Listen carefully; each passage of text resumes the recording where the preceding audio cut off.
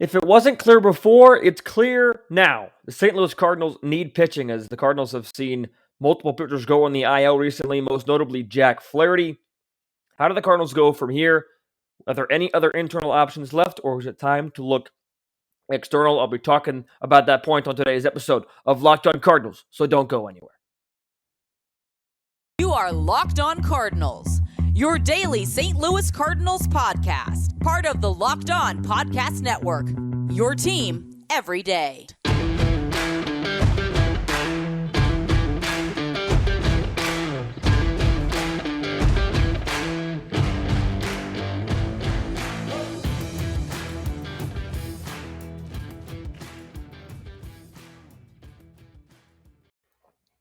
Hello and welcome into Locked On Cardinals for Monday, June the 27th of 2022. I am Lucas Smith, host of the show. Thanks for tuning in today. Whether you're watching on YouTube or listening on your podcasting platforms, it's a joy to be talking to you today. And if you're watching on YouTube, you'll notice back in the Columbia apartment for a couple days here. So back to a little bit more of a normal background anyways. And it was a disappointing weekend for the St. Louis Cardinals. Before we get into too much disappointment, I do want to tell you that today's episode is brought to you by BetOnline. BetOnline has you covered this season with more props, odds, and lines than ever before because BetOnline is where the game starts. This Cardinal team right now is starting to sputter a little bit. This Cardinal team is one that, if you didn't know it beforehand, and I feel like a lot of people were trying to tell us this, and maybe weren't listening, or we just thought that we could do internal. This Cardinal team needs some pitching. And that's where we're starting the show today. There's no question about that. After you lose a series to the Chicago Cubs, you get off with a split against Milwaukee, so that's a good thing. You split the series, you start where you ended, and that might have been worst case scenario for the Cardinals, as I talked about, but they were able to get the split. They won the middle two games, lost the bookend of that series against the Milwaukee Brewers. However, you lose to the Cubs at home, and I'll talk about that coming up here in segment number 2, but the first point, first and foremost, has to be that this team needs pitching. And I talked about pitching a lot on this show because it's a point of discussion with the St. Louis Cardinals team. Talked about Jack Flaherty a lot, how needed to be patient with him, and Jack Flaherty finds himself back on the injured list. I thought that before the injury, that second inning, Jack Flaherty showed some signs of promise in that start against the Cubs yesterday, but overall, left injured. That is the big negative. And we talked about that a healthy Jack Flaherty is a good Jack Flaherty. I still don't think we've seen Jack Flaherty fully healthy since the first half of 2019. Is it time to completely give up on Flaherty? I'll let you make that decision for yourselves. I think that you still have to give him the full year. Hopefully the severity of his injury is not too bad, that you're able to get him back soon. But however, it's going to be tough to go on without him. But now the Cardinals almost certainly have to be in the market for some pitching. You lose Verhagen to the IL. You lose Genesis Cabrera to the IL. I believe both of those are COVID-related. Cabrera hasn't gone in with a distinction quite yet as to what exactly his IL stint is for. But you still have those guys on the injured list, in addition to they weren't exactly performing super well beforehand, especially with the middle part of the bullpen outside of Genesis Cabrera. So the Cardinals called up a pitcher today in Connor Capel from AAA, or excuse me, James Nailey from AAA. He's the reliever that they brought up, or the pitcher that they called up. At some point, however, even though you're going through all these internal options, we've seen Rondon, we've seen Fernandez, we've seen Oviedo, we've seen Woodford even. And while some of them haven't done terrible, we saw the Rondon start. Woodford's numbers haven't been bad. It is time to look external, whether that's in the middle relief market, whether that's in the starting market, or both. I think this is going to be one of those years where you need to make a move to compete, because the Brewers right now are in first place by a game going into play on Monday, and they have exceptional pitching, starters and relievers. We know that. We've talked about it a lot. They are the upper echelon and the top notch in terms of pitching, the quality of their pitching. I'm not sure a Frankie Montas deal is in the work. I don't know the realisticness of that from a Cardinal standpoint. The return on Montas is going to be ginormous. I don't know if the Cardinals are able and or willing to go that big, but this team is going to need some additional help. This is going to be a type of year where the Cardinals are close. I think the Cardinals are closer than what people think. And I think, regardless, even if they don't make any moves, I still see them maybe not cruising into the playoffs, but comfortably making it into the playoffs. But if they want to truly compete with the Brewers, the Dodgers, the Mets, the Padres of the world, and hopefully on the other side, you compete with the Astros, the Red Sox, the first place teams over there, or the playoff teams over there, rather, then this team is going to need some upgrades. I was positive on Jack Flaherty. I thought you should give him time. He's healthy. Hopefully he's healthy. I was positive on Jack Flaherty. However, now we get to a situation where he's hurt again. Don't know the severity of it. If it's super severe, then maybe you start to consider time to completely move on from Flaherty. If it's not severe, I'm sure the Cardinals are going to give him every chance in the world to come back to pitch at this major league level. Because again, I still am on this boat of the fact that a healthy Jack Flaherty is a good Jack Flaherty. But the question is, are we going to see him healthy? Because we haven't for over a year now. So you're going to need additions at the starting rotation. And this bullpen needs some help. That has been true and evident for quite some time to get to the back end guys. And especially with one of those back end guys in Jesus Cabrera being down right now. And you saw Giovanni Gallegos, one of the back end guys, give up a home run over the weekend. Cardinals ended up coming back and winning that game on Saturday, but you still saw the home run given up. You're going to need external help. And again, because of how close this team is, especially offensively, I think this team can compete offensively with just about everybody. Obviously, losing Bader hurts for some time, and you're still down Tyler O'Neill. So this is a banged-up team right now. But even when all those guys come back, you still have the question marks in the pitching side of things. When Bader comes back and O'Neill comes back, you have a little bit of a question mark. But when Flaherty comes back, Cabrera comes back, Verhagen comes back, you still got question marks in that pitching staff. This is going to be kind of funny, but there's no question about the fact that you have questions in that pitching staff. You don't know what you're going to get from Jack Flaherty. Verhagen has shown signs. He's up and down. You don't know. Cabrera, he's been very solid this year, but we've already seen that Cabrera is not enough. This team needs external help, and we can cry for it. We not like cry like sad, but we can fight for it. We can ask for it. We can do all these things. But the end question has to be, how realistic is that? Because the Cardinals are not going to give up Gorman, obviously, in a trade now that he's at the major league level. They're not going to give up Liberatore. They're not going to give up a Walker. And they're not going to give up an Ivan Herrera. The top 4 prospects in the Cardinal system at most spots. They're likely also not going to give up a guy like a Mason Wynn, who's number 5 at most spots. They're not going to part with these top prospects, especially now that Gorman is already up at the major league level. And most likely, the big type of moves that you're going to want to see are going to require big-time prospects being moved or full-time players. Maybe DeYoung gets on the market, able to shop him around as an opportunity for a new place, new experiences. Maybe you can revamp him somewhere else. Maybe that's an option. But at the end of the day, the realisticness of a move, of a Frankie Montas type move, or that kind of starting pitcher type move, I don't think is extremely realistic with how the Cardinals' history has gone in the trade department or in the lack of giving up big-time prospects. Especially now that we saw the Cardinals at a time get burned in the Rosarena deal, and you could argue really big-time get burned in the Ozuna deal. Because you saw Gallen and Alcantara leave in that deal, and you saw not a lot of big return for Ozuna. So that is, again, going to make the Cardinals probably a little bit more gun-shy on making a move with giving up their big-time prospects.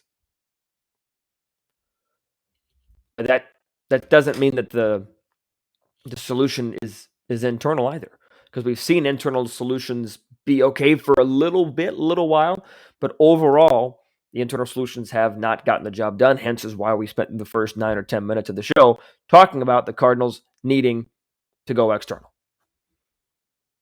Even if they can get some type of the bottom line, the Cardinals need to be more active at the deadline than they have been in quite some time. I know they made those 2 moves for Happ and Lester at the last deadline. You saw some some positives come out of those deals. But the Cardinals are going to need to be a different type of active at this upcoming trade deadline. And if it's me, about a month and a handful of days out, I'm saying, why wait? You're a game behind the Brewers. Why wait? Go out there, get a move finished up, shore up the bullpen, get the starting rotation help, do something. Will that happen? Likely not. But that is what this Cardinal team needs. This Cardinal team needs pitching. There's no question about that. Let me know what you think via Twitter, DM at LJ Fastball. You can let me know via YouTube comment. You can email the show, lockedoncards@gmail.com. I want to know your thoughts on the Cardinals pitching situation. My thoughts are they need help. In the starting rotation, they need to replace Flaherty. Even though Matz is coming back, they still think they need a top-tier arm better, more than Matz. Bullpen needs help. And I understand that Jordan Hicks is coming back. I don't want to just let that fly without not talking about it. But even Jordan Hicks is borderline a question mark. Didn't have a ton of success as a starter this year.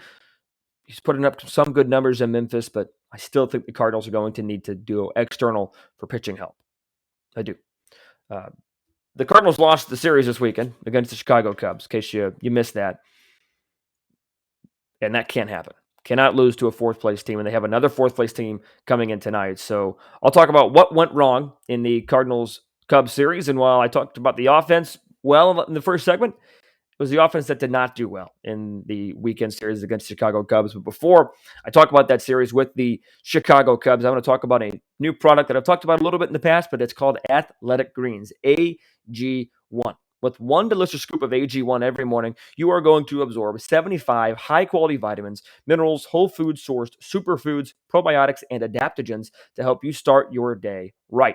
This special blend of ingredients supports your gut health, your nervous system, your immune system, your energy, recovery, focus, and aging, all of the things. It's incredibly healthy no matter what lifestyle you live.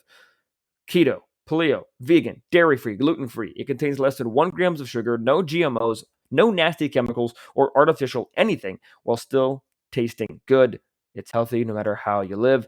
And it is very, very inexpensive, as it costs you less than $3 a day because you're investing in your health, and it's cheaper than your cold brew habit, and it's also cheaper than getting all these incredible supplements yourself. You're investing in an all-in-one nutritional insurance. Right now is the time to reclaim your health and arm your immune system with convenient daily nutrition.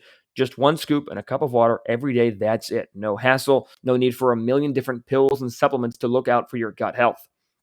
To make it easy, Athletic Greens is going to give you a free 1-year supply of immune-supporting vitamin D and 5 free travel packs with your first purchase. All you have to do is visit athleticgreens.com/MLB network.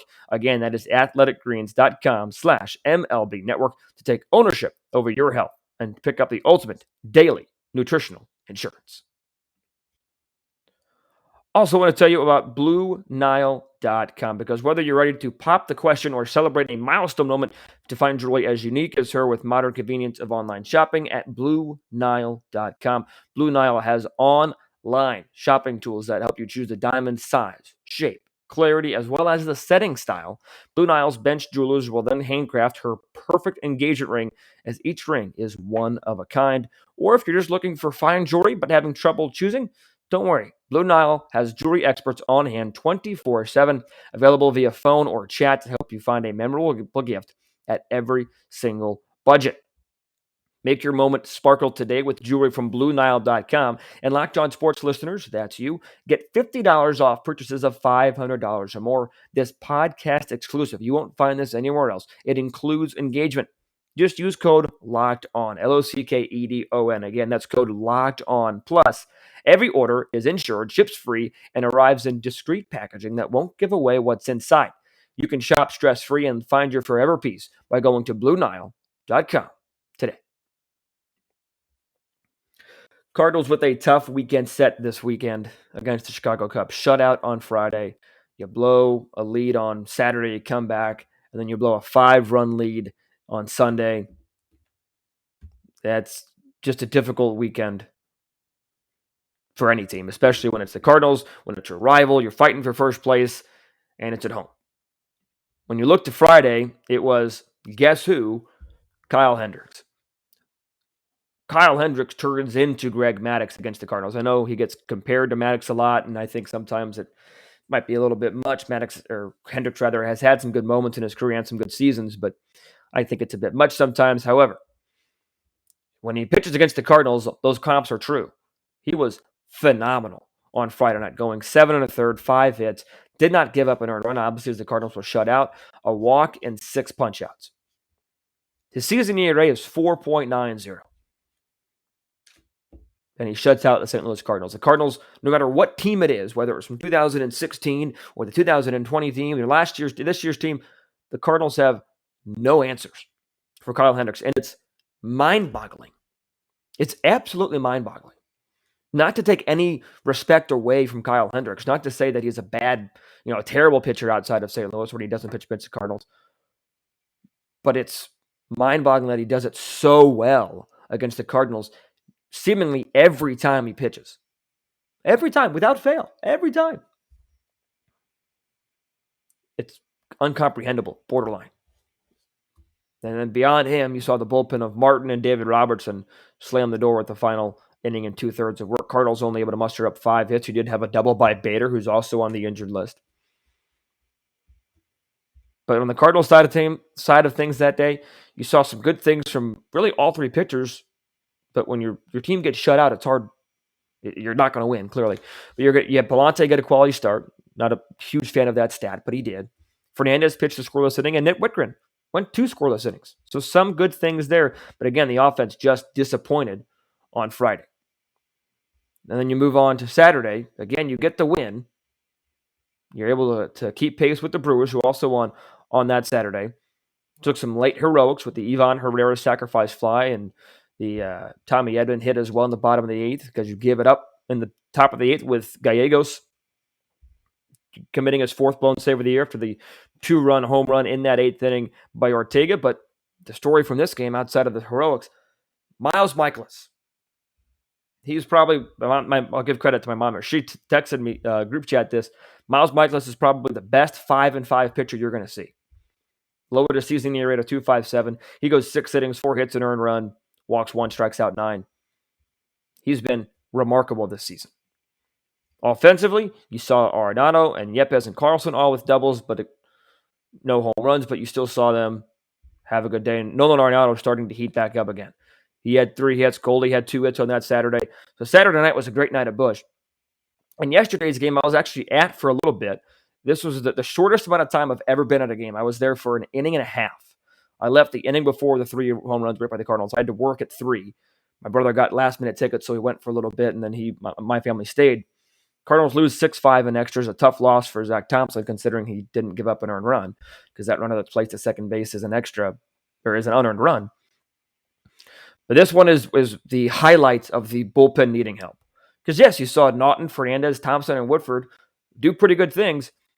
Oviedo gave up an earned run, and Nick Whitgren gave up 4 earned runs, pitching an inning plus, as his season ERA sits at a 5.90.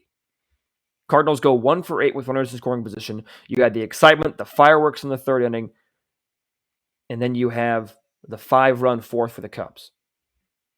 What makes the losing to the Cubs so difficult over the weekend is that you have, again, a rival in town. It's at home. You get shut out on Friday, and then on Sunday, you have a 5-run lead. You score in the first 3 innings, including excitement with the back-to-back home runs and the other home run by Yepez. And then you get shut out for the next 7 innings. Commit 2 errors behind your pitching staff as well. It might be somewhat harsh to say that this was an embarrassment of a weekend, but it's about as embarrassing as a weekend can get, especially Sunday, because Sunday's loss hurt. And it seems like the Cardinals are having more and more of those types of losses. Losses that hurt, that are just tough pills to swallow, that are getting harder and harder to move on from. The Cardinals, in my opinion, the hopes were high going into the weekend. You're in first place. Again, I said it 2 times already, but you had the Cubs in town, 4th place team, and the Brewers were playing the Toronto Blue Jays out of the gauntlet that is the AL East. So you felt, at least I did, you felt really good about your chances to come into play Monday in first place in your division. You walk out of it a game behind after losing a series at home. The key to success at the major league level, to winning, when you're winning your division, a couple things: winning at home, beating teams within your division, and winning series. Cardinals were 0 for 3 on that checklist. To me, those are the three biggest keys in winning your division. Sprinkling a little bit of luck, you'll be all right. Cardinals got no luck, and they did not help themselves at all this weekend. But the Cardinals have another team that is down in the dumps coming into play tonight at 6:45 first pitch in the Miami Marlins. And the Cardinals have Wainwright on the mound, but they are facing Pablo Lopez tonight. This is, again, I know baseball's a long season, but every game, every series matters. This is as close to a must-win series against a fourth-place team in late June as a series against a fourth-place team in late June can get. And it's going to be tough because of how banged up the Cardinals are right now. Talking about the Marlins series next and how the Marlins series cannot be disappointing like the Cubs series was. Talking about that in just a moment, but first I want to tell you about our title sponsor today, and that is BetOnline.net. BetOnline.net is your number one source for all of your betting needs and sports info. You can find the latest sports developments, league news, and reviews, including this year's NHL playoffs that just concluded yesterday. And now Major League Baseball gets the spotlight. BetOnline is your continued source for all of your sport wagering information, including live betting, esports, scores, and more. And, yes, there's an and, BetOnline.net is the best spot for all of your sports scores, podcasts, and news this season. It's the fastest and easiest way to check in on all your favorite sports and events, and even the MMA, boxing, and golf. BetOnline has it all. Head to the website today or use your mobile device to learn more about the trends in action. BetOnline is where the game starts. Cardinals and Marlins. Start game one is tonight as Adam Wainwright gets the ball, coming off a little bit of a disappointing start against the Milwaukee Brewers. Cardinals facing Pablo Lopez, who dominated the St. Louis Cardinals in the Marlins series earlier this season. This Marlins team, 33-38 right now, coming into play today in an NL East that seems to be being run by the New York Mets and Atlanta Braves right now, particularly the New York Mets. But coming into play, the Mets are 5 games up, Miami in 4th place, 12 games out, just 6 games back of a wild card. So you definitely still have some hope for playoffs if the Marlins are maybe make some moves, like I just said the Cardinals showed earlier. But what the Marlins do have is some pitching, and the Cardinals will be facing, again, Pablo Lopez again tonight. And in the series earlier this year against the Miami Marlins, the Cardinals won that series 2 games out of 3. The one game that they lost in that series, this was a series in April, was on the 21st of April. The Cardinals lost 5-0. They were shut out by Pablo Lopez. Pablo Lopez is 5-3 with a 2.61 ERA. He's got 83 strikeouts on the season. He is no joke. He is legit. Cardinals will counter with Adam Wainwright. And looking to the series probables, because when you're looking at the probables, especially with the Miami Marlins, you always got to wonder, are you getting Sandy Alcantara or are you missing him? Well, again, tonight it's Pablo Lopez. Tomorrow it's Braxton Garrett, a lefty. So likely see Albert Pujols in the lineup on Tuesday. And then Wednesday, the Miami Marlins are sending Sandy Alcantara. You get hope for 2 days, and then you get Sandy Alcantara. Sandy Alcantara has been one of the best pitchers in baseball this season. 7-3, 1.95 ERA, 94 strikeouts. He is the front runner for Cy Young, in my opinion, and in most people's opinion. So, yes, it's a must-win, or it's a team that you should beat. However, you're facing arguably the Marlins' 2 best pitchers. So from an offensive standpoint, it's going to be difficult. Also, from an injury standpoint, it's going to be difficult. You're down Molina, and some people might say that's a positive, just with how bad Molina's been this year, and that's a discussion for a different time. Talked about that before. But you're down Molina, you're down O'Neill, you're down Bader, so your outfield is likely going to be some combination of Carlson, Nootbaar, or Yepes. But you're still down 2 big hitters there. Again, you're down the pitchers that we've already talked about. This is a banged-up team. Not the dog days quite yet, but this is a team that might be feeling like it's a dog days with how injured and banged up they really are. So, yeah, you might look at it like, hey, it's the Marlins. Cardinals should have no problem. But when you look a little bit deeper, you might see the Cardinals might indeed have problems with the Marlins this week. How can the Cardinals make it less disappointing than the Cubs series. And by less disappointing, I mean simply winning the series. Well, they're going to have to do it by beating one of two Marlins aces, in Lopez and Alcantara. And Alcantara was really good in his start against the Cardinals earlier this year. Cardinals found a way to win that game. Bottom line, offense has to show that it's capable. And not just show that they can score 5 runs in 3 innings and then get shut out the rest of the game. Because it was really exciting there on early on that Sunday. I was driving to work after I left, listening on the radio, back-to-back home runs. You get a third by Yepes. You think Cardinals are cruising. And then they got bruised up and got beat. They weren't cruising for a bruising, but they got bruised anyways. Little pun there for you. Play on words, rhyme, something. I don't know. Sounded fun in my head, so I said it out loud. Bottom line, playoff teams. I talk about this a lot. What is a playoff team? What situations do playoff teams avoid? What situations do playoff teams take advantage of? Playoff teams do not lose 2 series in a row at home to 2 separate fourth-place teams. Now, circumstances of these 2 series are a little bit different. Not to be biased, but they were a little bit different. You're injured coming into the Cubs series. Flaherty gets hurt in the middle of the game on Sunday. That's difficult, okay?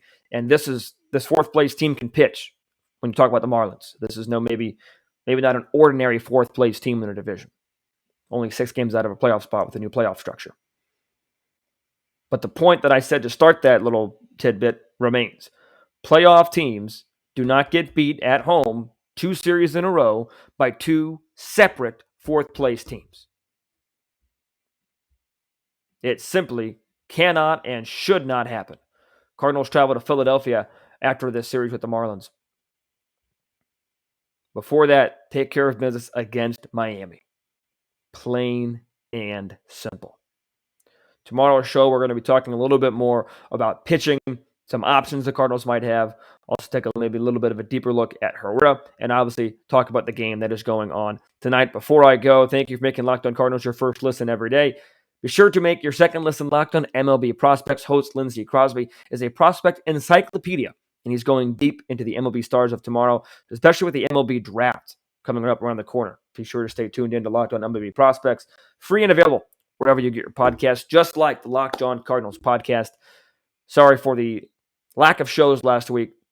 Just going to say sorry. Apologize. Won't happen again. 5 shows this week. Going to be exciting.